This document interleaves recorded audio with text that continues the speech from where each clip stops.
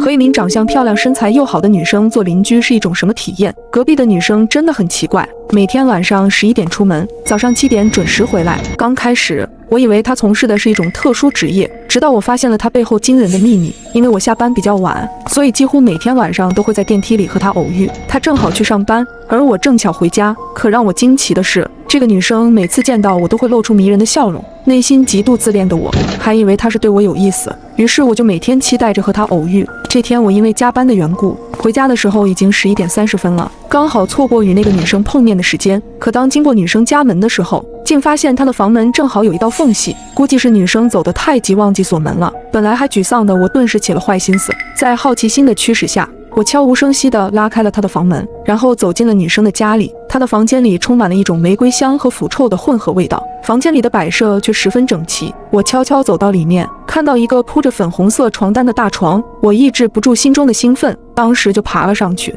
不停地在床上翻滚。然后我又走进卫生间，看见洗漱台上摆满了女生的化妆品，洗衣机旁边还有她的几件贴身衣物。我刚要伸手去拿，此时房门响了，是有人开锁的声音。奇怪，难道是女生这个时间点回来了吗？我赶紧跑出卫生间，然后连滚带爬地躲到了床底下。房门打开后，我看见那个女生走了进来，我内心祈祷着她发现不了我。可女生一眼便看到了被我弄乱的床单，然而她并没有一点惊讶的表情，只是轻声喊道：“亲爱的，是你吗？”